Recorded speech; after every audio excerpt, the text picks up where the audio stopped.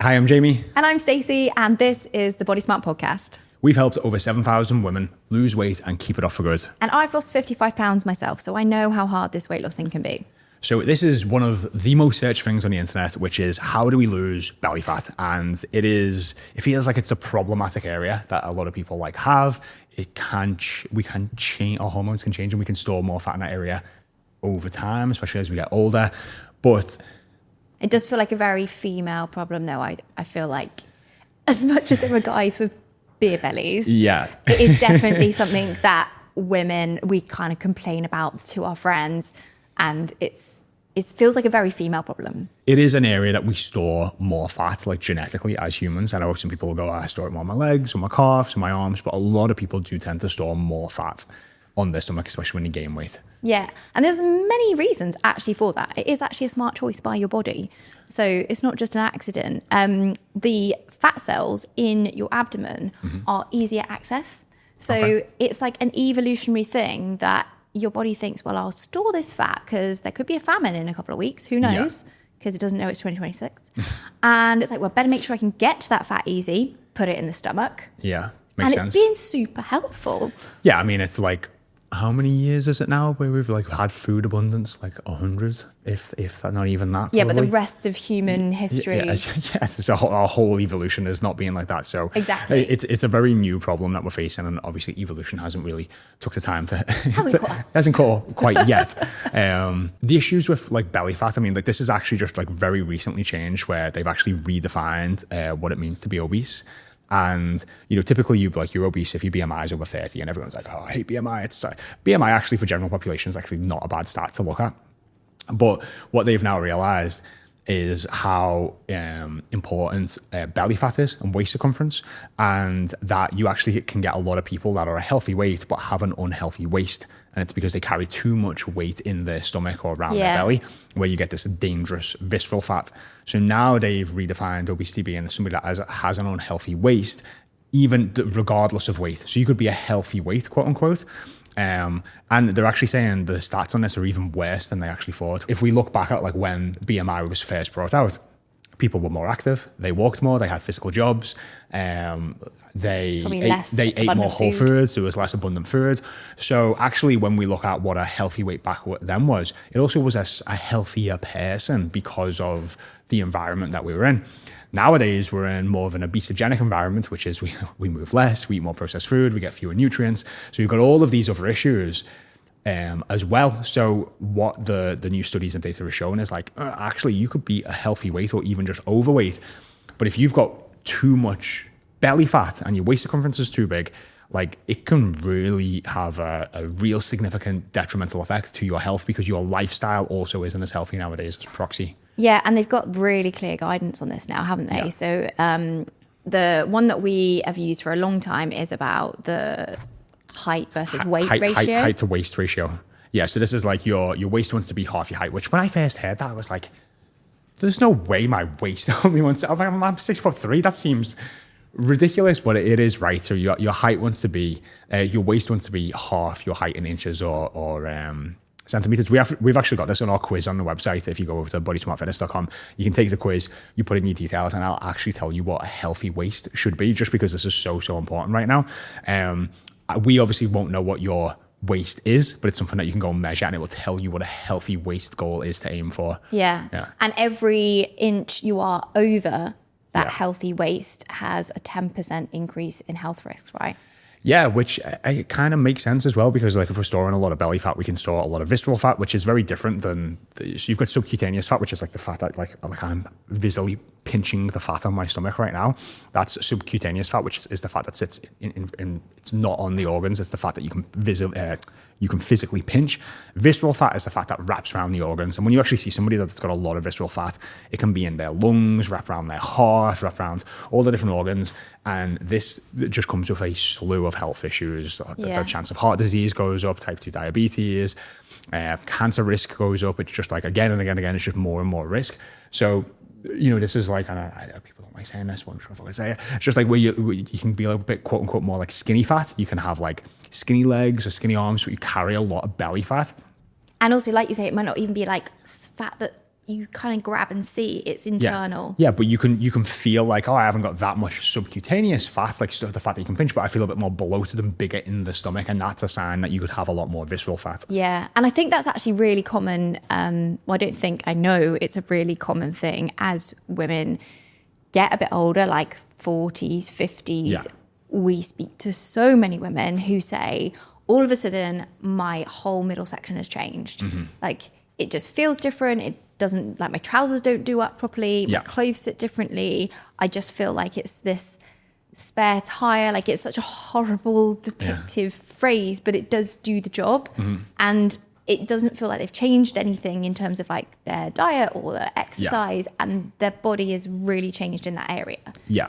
And they're not imagining that. No, they're not. It's there's a multitude of competing factors that have happened here. So a lot of research and studies just shows that like people get less active as they get older, and then the environment that we now live in is also having a knock-on effect of that. So it means you're going to burn fewer calories if you're not as active. That's like obvious.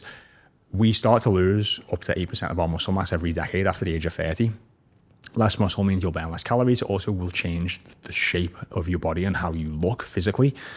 So that's playing against you after the age of 30. And then when you get into sort of like, it can be as early as 32, which people don't even like to admit. You can actually start hitting perimenopause, but more closer to 38 and into 40s. A lot of people think, oh, I'm not going to hit like the menopause or perimenopause till like mid 40s, late 40s, early 50s. Well, I think that's because people think menopause and they think women who have gone through it and come out the other side, and menopause means the other side. And Yes. they think, I'm miles off menopause. Yeah. You probably are. Yeah. But perimenopause can be like 10 years, can be longer Yeah. for some women. And I know like my mum started her transition or whatever you want to call it, perimenopause at 38. Okay. And I was saying to you earlier, I've got this app on my Apple Watch that like measures my body temperature to like track ovulation and stuff like that. And I had my first non-ovulatory cycle 2 months ago. Yeah. And I'm 38. Yeah. So, so it would imply that, I'm maybe on the beginning phase of that. Yeah, which again is not normal. And it's just another thing to be aware of. So if you're like 45 and you're going, how has this happened? There's an element of it that is lifestyle in terms of like diet, alcohol habits, steps, which a lot of people like to shun as if it's not, but it very likely is. And then there's like physiological, like you're just losing muscle and you've never stepped foot in a gym or you've never lifted weights and you've just got now less muscle. And then you've got the effects of, perimenopause where, your hormones are starting to change in maybe a light way, a moderate way, a more aggressive way. And this can cause you again to store more belly fat. Yeah, and the reason of that again is evolutionary, because when you are in a reproductive phase of life, so pre-menopause, unfortunately, it's not how all of us see our bodies, but nature says your primary purpose on this planet is to make babies. Yes. And that's why we will naturally store more fat in our thighs and our hips and our bum, because that is actually considered like long-term energy storage and like very protected reserves. So it's not that quick access belly fat. It's like, no, we shouldn't really touch that unless there's a real emergency, because that's there for the baby that might come. And so you have that hourglass maybe in your 20s, or maybe even a pear shape, which you also maybe were a bit annoyed about, but you had it because of your hormones. Then when you get to this perimenopause phase and estrogen declines, your body's like, well, probably not going to need that so much. So let's go to the short-term reserves. Let's put it in the belly. That's going to be much more useful to us. Yeah. And that is genuinely happening. And as you get less and less estrogen as time goes on, that's why it feels like your clothes fit differently and your belly is getting bigger, even though you haven't changed anything. And I do get so many women message me saying, I know you always say it's like calorie deficit, but I am tracking my food, I am working out, and my belly still won't go down. And for a lot of them, this is playing a part. It's something to understand, to maybe just give yourself a little bit of self-compassion. And obviously, if you're still annoyed by it, like obviously it's like, okay, well, we need to start, attacking an approach that's going to work to help you to lose, not just like lose belly fat, but to lose fat everywhere, to get you back into a position where you're comfortable and happy with how you look. Yeah. And actually, I think that's a really important point. Just because it's happening partly down to hormones doesn't mean that you are unable to control it or change it. Yes. Like, your body will still decide where it's going to store fat, but you can choose how much it stores. And you Yes. can choose how your insulin response is in your body by how much weight you lift, by what your diet looks like. Yeah. You can choose how cortisol affects where your body's going to store fat, by managing your stress, by getting enough sleep, by getting sunlight in the morning. Like these things that sound completely unrelated can change your belly fat. Because it's and again, we like to talk about the science because it is true and it can help fight against some of the competing beliefs. If you were to just eat sugar and oil, but eat fewer calories than you burn, which you could say like, I'm eating table sugar and oil, but you eat fewer calories than you burn, you will lose weight. You will lose weight. You would keep losing weight, in fact, until you basically, your organs shut down and you died. That's how energy balance and calories work. So energy balance still matters even in this stage of life. Of course it does. Like, we're not going to change the laws of thermodynamics. But so we need to just understand that first and foremost, because it is very true. Obviously, the food that we eat and how we consume, how we metabolize and digest it requires different amounts of energy, and it has a huge impact on terms of how we feel and how we think and then how we act and show up. Again, impacts our behaviors and impacts our hormones. So yes, food and food quality is important, but still first principles like the energy balance and calories do matter. And then we've just got to, I think we've got to accept that first. And then we can also simultaneously accept that like our bodies are changing and there is starting to be like a hormonal shift. And if you've neglected parts of your health up until this point, you're going to feel the effects of perimenopause more than somebody that hasn't. And that's, again, just something that's like, okay, maybe you've now just been like kind of like punched in the face a little bit of like, my cognition feels worse. I've got all this extra belly fat. Like, things don't work like they used to. And we need to, your awareness is being raised because your body has changed, or even like how you feel has changed in a pretty consistent, significant way. Now we've really got to like, now you're clearly looking for a different approach to get this fixed. Yeah, and there are 1,000,001 people out there telling you they've got the answer of what the fix is, and the real fix is not that sexy, I'm afraid. But there are people saying, oh, if you take these supplements, like that's everywhere. I've got on my feed at the moment, de-bloat supplement that's coming up all the time, and then it's like menopause special blend. They've got like all these different versions of it depending on what the reason for your big belly is. So they're like £30 a month. Then you've got like detox plans or cleanses or teas. Like, all of these solutions are supposedly going to fix your belly fat. But I think, going back to what we said about the health implications, if that was the case, then you'd be able to get them from the doctor. Yeah, possibly. Like, if the doctor could just give you like a sachet of tea and be like, this is going to reduce your risk of Alzheimer's because it's going to get your belly fat down, take that twice a day. Yeah. Especially in the UK, the NHS would be like... well, we just had that incident with the baby, and we actually were looking for like a food supplement, and they said they can't, because it's not pharmaceutical, they couldn't actually recommend it to us, even though the doctor actually said it's actually really good. So that there is a little bit of that. Okay. There's I think a business to it, but if you actually look at what the Menopause Society, and I have actually read through the full Menopause Society recommends, the only supplement they actually recommend is vitamin D. Or vitamin D for Americans. That is the only supplement they recommend. There's a few other supplements that we would recommend, but it's definitely not none of these like menopause concoctions that you get seen on the internet. Obviously, the big one, and if we want to go into this or not, is like hormone replacement therapy. Like that is like, wouldn't necessarily call it a supplement, but like it's probably like the biggest thing, you know, for we'll go into like all the lifestyle changes that you need to make regardless of HRT or not. And regardless of whether it's driven by estrogen or not, the lifestyle things will help the belly fat, right? Yeah. There's like there's a lot of people who have a lot of women I've spoken to are like completely against HRT and don't want to, but then maybe reach a point like 5 or 10 years later where they're just like, I've now tried everything and I will, I don't want to feel like this anymore and give it a go. There's women who are just like, don't want to like experience the negative effects of perimenopause and start really early.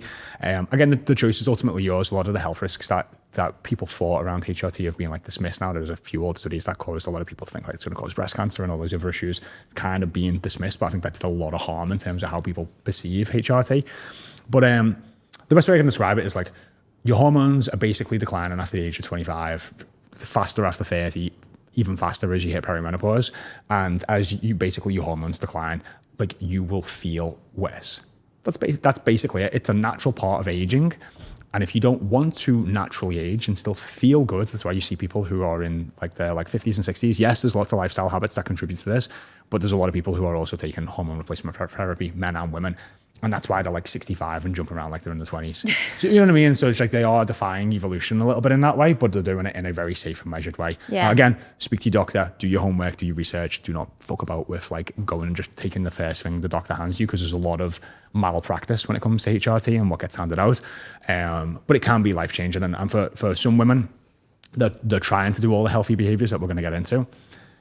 But their mental health and how they're currently feeling is so bad that they actually sometimes need something like hormone replacement therapy to get them feeling back to a baseline, to then have the catalyst to do the healthy behaviors, and then it has a positive feedback loop. But then there's other women who have taken it and it's like they still feel like shit, and it's because they ignore all the stuff we'll kind of go into. Yeah, I think that's an important point. It's not a one thing fixes the whole problem. No. Like it's a multi-pronged approach that's going to be required for most people. But it's not like a big complex plan. So I think if we could just narrow it down to the 3 key things that will, without fail, reduce your belly fat. Obviously, we've talked about this already. You do need to lose just overall fat. Yeah. And annoyingly, as I said, it's like a very handy little resource that your body thinks is important and it wants to keep. Can be the last place to go. For a lot of us, it is the last place to go because that's where your body is trying to stop you from starving to death. So it's going to hold on pretty tight. And so you do have to, for some women, get to a very low body fat percentage to get that belly fat to go. Yeah. And there is a conversation. Can I push on this as well? Because Yeah. I think this is, you bring this up all the time. And it becomes even more prevalent with women as they're getting into the 40s and 50s, and men, is posture. Oh, and yeah. I just think because sometimes we feel like, yes, you need to get lean, or you need to get leaner. Yeah. But sometimes, you can think, oh, like I need to lose even more. And it's like, you need to improve your posture. Yes. And especially if you've had kids and you haven't done your pelvic floor rehab. Yeah. And your TVA, so like your core corset, isn't doing its job holding everything in. So many women that have what they call the belly pooch isn't fat. It's like all your organs just sitting a little bit more relaxed in the skin that's at the bottom of your belly. Yeah. And if you learn to breathe and embrace that with your muscles as you exhale, suddenly it all looks completely different. Yeah. So like if I lay on my back, I have a visible 6-pack and you can feel it, and I have a 6-pack. Yeah. If I stand up with bad posture, I have a belly pooch. Yeah, I haven't suddenly got fat. But I think that's just like really important because like obviously we are going to say, yes, you need to be in a calorie deficit. Yes, you need to get leaner and lose some fat. But you may be at a point where you're still not satisfied with, and it's like, okay, maybe this is a posture issue where we need to just train the core a little bit more to stand and sit a little bit better too. Yeah, I think that's really huge actually, because it also ties into everything else that happens as you're going through this lovely aging process that makes us feel crap. We're sitting and hunching at desks, we're not as active anymore. So everything's kind of contributing to this just feeling like slumpy and bleh. Yeah. Isn't it? Yeah, it is, yeah. And so, yeah, you're right. It's not always just about the body fat percentage. It's the whole transformation. Yeah, for sure. So back to deficit. Yeah. Yeah, so just a calorie deficit, like just TLDR is like you've got to consume fewer calories than your body burns. A lot of people think like, oh, does that mean I've got to be on the treadmill for 2,000 calories? Like, no, your body's burning calories all the time just to keep you alive, to keep you warm, to digest the food. But you do need to be making sure you eat fewer calories than you burn, and that's going to make sure that you lose weight. If you take, again, we mentioned the quiz earlier on. If you take our quiz, it'll give you a deficit for like 500 calories. That'll make you lose around 1 pound or like half a kilo a week. If you just keep losing 1 pound and half a kilo a week, eventually that belly fat will disappear. Like it can't not. That it's just something to keep in mind. Obviously, that's like what to do. It's not how to do it. But that's like the first step. You've got to know your numbers and you've got to get yourself in a calorie deficit. Yeah, and I think it's important that you mentioned £1 a week, because a lot of women will have been used to diets that are like £5 a week, £7 a week. Yeah. Or that's what they promise. And realistically, that isn't going to be fat. So no, it's a lot of water, yeah. If your goal is to lose the belly fat, remember, your body wants to hold on to that. It thinks it is a precious resource. It's not going to just suddenly drop it because you ate celery for 5 days. So it's like, we know this. If we really interrogated our thought process, we'd be like, yeah, of course that isn't actually going to work. But it's so tempting when you're so frustrated and you want it gone and you're like, £5, yes, give it to me now. It's not going to be fat. It's going to be water retention. It's going to be the water that's held in your muscle cells. It's going to be anything but that belly fat. I'm telling you, it'll be the last bit to go. So this slow and steady is not only more helpful because it targets the fat, but it also makes it sustainable so you can stick at it long enough that you do eventually get to that belly fat. And you don't give up after like losing 10 pounds when actually you need to lose 20. Yeah. Yeah, and if you actually look as well, like 10 pounds of actual fat, like we normally have the fat drops in here, don't we? It's a crazy amount. 5 pounds of fat is like, I'm trying to compare, it's probably like the full size of my upper arm doubled. So you kind of look at that and it's like, if you subtracted that from your body, you take 10 pounds of that, which is double in terms of relative size. It's just like, it's a lot. It is a ridiculous amount. So again, we just got to sometimes, these are like past expectations we've got around losing weight. And we're going to go into the 2 points around this. There's a big difference between losing weight and losing fat. And we really want to focus on losing fat to make sure that it is coming off the areas that you want. Yeah, and because if we just come back to the original point of the whole episode, belly fat, and the reason that it's like deep within your body and being a problem is that it is fat that we want to get rid of. Yes, exactly. And a lot of quick fixes, and I'm going to include the weight loss medications in this, they don't actually specifically target fat. They target weight loss as a whole. And I want to say it's like 40% is the average amount of non-fat mass that's lost when you're on a diet. Something like that. So we're talking things like muscle mass, bone density, like important stuff that you really don't want to lose. But when you're on weight loss medications or you're going on crash diets and it's a very extreme form of diet, you lose much more than the 40%. You do, yeah. And that is going to put you a step back, even once you've lost the weight, in inverted commas, because you've lost bone density, you've lost muscle. That means you lost less fat than you thought you did. Yeah, 100%. And then when you gain the weight back, you unfortunately do not gain back the muscle or the bone.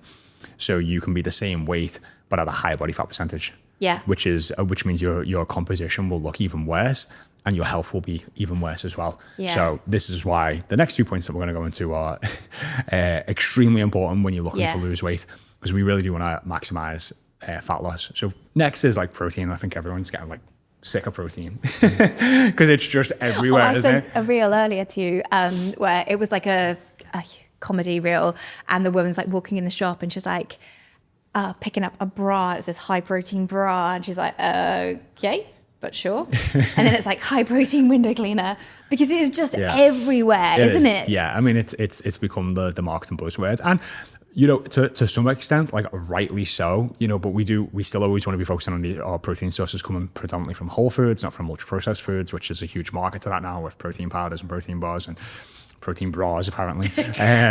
So I think if I were to just really, really, really simplify it for like most people listening, it's 100 grams of protein a day, at least for most women. Maybe like if you're like probably under 5'2", maybe you can get away with like 90 and you're not that like heavy, like you're already like a healthy weight. But for most of them, it's going to be at least 100 grams of protein, if not maybe like a little bit more, like up to the 120 mark. And the best way to get that in is across like 3 meals a day, around 30 to 50 grams of protein per meal, which is about, if you look at your palm on your hand, it's about a palm and a half of a lean protein source. So if you look at your chicken, your meats, your fishes, around a palm and a half in each one of those portions. If you just do that for the 3 meals, you're likely good. Yeah, and you don't need to buy shakes. You don't need protein bars. No. Yeah. I think it is easy to rely on them if you haven't got those main staple protein sources in your meals, because the idea of getting 100 grams, if you're used to just having like a sandwich for lunch and maybe oats for breakfast, you're like, how am I going to get 100 grams of protein? It sounds crazy. And then by having the 30 to 50 grams of protein in each meal, you are way more satiated, so you just feel a lot more full. So when you're a lot more full, it's going to be easier to eat fewer calories. And your blood sugar is more stable. Yeah, so like, again, if you were to eat something with lots of sugar in, it spikes your blood sugar, and then what goes up must come down, so it crashes. And when your blood sugar crashes, it makes you ravenous. You want to get your blood sugar back up to like homeostasis, which is like the balance. So you instantly get a craving. Like anytime, if I have like I haven't in ages, I was in Bondi and I had I was like the last couple of days when we were in there, and we've been getting coffee from this pastry place. And she was like, oh, I was like, what's really nice? And she was like, get the banana bread. And they just like, it was like covered in sugar, covered in butter. And it was gorgeous, but I had that for coffee, and I put a sugar in the coffee, and I was like, literally 45 minutes later, I was like starving. I probably just ate like 700 calories as well. But again, just to back up the point of like, if you have cereal or you have toast or you have something that's just like, even if you get like a latte from just like Starbucks on the drive to work, milk's got tons of sugar in it. They might have syrup in it, more sugar in it. Your blood sugar is going to spike. It will come down, and you will get hungry and want to eat again. By having a high protein breakfast, it will balance the blood sugar spike, which will make you feel more satiated and fuller for longer, which will make it easier again to just stay in this calorie deficit. And again, you will feel so much better. Yeah. And linked to what we were talking about earlier in terms of the other key component, which is muscle. Yeah. If you're eating enough protein, it will help your body retain the muscle you've got. So you're not getting into that cycle of losing muscle when actually you want to be losing fat. Yeah. That's it plays a huge part in this. I think like anytime I haven't, even when I don't eat so I normally try and eat like 150 to like 180 grams of protein a day. And if I have ever not done that for like 4 or 5 days, I literally feel like I see my body composition change. So it does have an impact on like how you look and how you feel, and maybe even how much water you're retaining. So yeah. Do you know what I feel it in? My energy. Okay. Yeah, I really feel it in just how focused I am, my energy. I think it's because I have more blood sugar ups and downs. So if I'm not very conscientious, particularly about breakfast, and I just like eat porridge with the kids, that day I am hungry all morning, but I also just really struggle with energy crashes. Yeah. And I think that also then plays into struggling to stick to anything, because you're like, your brain's distracted with thinking about food, that food noise that everybody's talking about. Like a lot of that can just be nipped in the bud by getting a protein breakfast. Yeah. High protein breakfast, glass of water, a bit of fiber, and it's like, the food noise has disappeared. And I know that sounds overly simplistic, and I'm not trying to... It's not the whole picture. No, it's not the whole picture, but it can certainly be a big part and one not to overlook. Yeah. So yeah, protein, at least 100 grams, 30 to 50 grams of each meal. And just to come back, you said about whole foods, but we haven't really talked into it in much detail. But that is actually a big point. It's not a separate point. It's like an adjacent point to the protein thing. And you said about like shakes and bars and stuff. There is a bit of a hierarchy of where you're going to get your protein from. And we would always say prioritize your whole food protein sources. A number of reasons. One is because you're going to have to actually chew them. Like they're going to take more time to digest. They haven't been processed in the factory. Your body's processing them. So you actually burn more calories breaking them down in your body. But the other thing is ultra processed foods actually cause inflammation in your body. And belly fat is an inflammatory tissue. So it creates like this self-perpetuating loop. If you've already got inflammation in your body because you've got a lot of visceral fat, then you're adding UPFs, and so you've got more inflammation in your body. This raises your cortisol, which causes inflammation, which causes more fat storage. It's just this horrible cycle. Yeah. So like, sounds like a vicious cycle. Just eat some eggs. Yeah. So up next is strength training, and again, this is it is the most important for maximizing fat loss. Like if you don't use it, you lose it. And when your body is in an energy deficit and it's looking for extra energy, it's going to look everywhere else. And after you lose a certain amount of fat, or if you're quote unquote already skinny fat, your body is going to eat away at that muscle. Like it really, really is. So you've got to give your body and your mind and your brain a reason to say, hey, we can't lose this muscle because it's being used vigorously, every single week. We need to keep this muscle. And what that happens is if you lose that 10 pounds that we were just talking about, and you're eating the protein and you're doing, strength training at least twice a week, your body will prioritize using fat because it needs the muscle, because the muscle's being worked continuously. That means when you lose 10 pounds, that is a completely different 10 pounds to have lost than not doing it with strength training and protein. And your body composition will look very, very different. And that's an important point to anybody who's listening, who's like, yeah, but I do work out, I do go to the gym.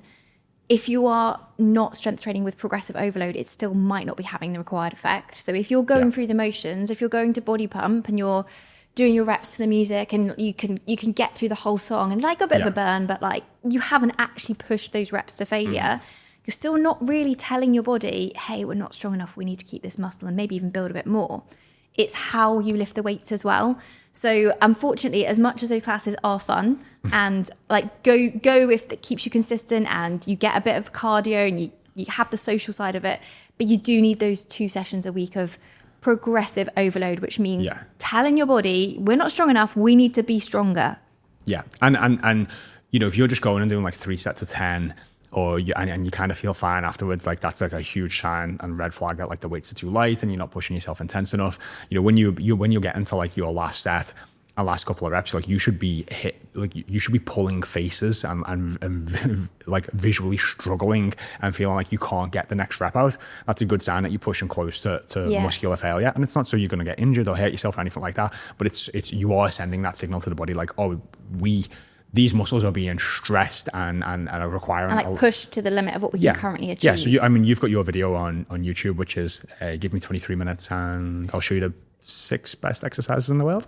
And you obviously walk through what those exercises are, how you can do it in 2 30-minute sessions a week.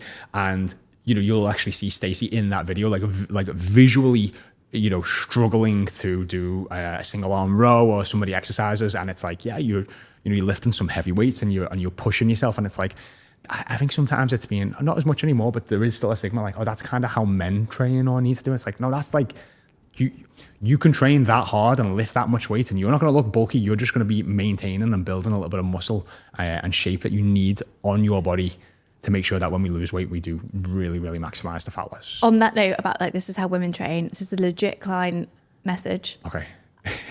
I remember my physical education teachers in high school telling us to lift no more than 15 pounds or we would get bulky. I stuck by that until this year, which is 30 years of lifting light weights. Oh my God. Because an actual teacher told her. God damn it. Like, can we just cut the BS on that? It is not a thing. You will not get bulky from lifting heavy weights unless you eat too much. Like, let's just be real.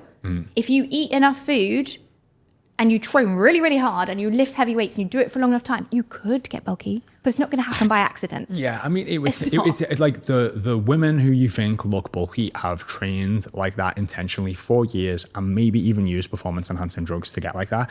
And the amazing thing around what we're talking about right now is like bodybuilding is that like, if you start to get like your arms start to look too muscular or your legs start to look too big, you can just do a little bit less and they will atrophy.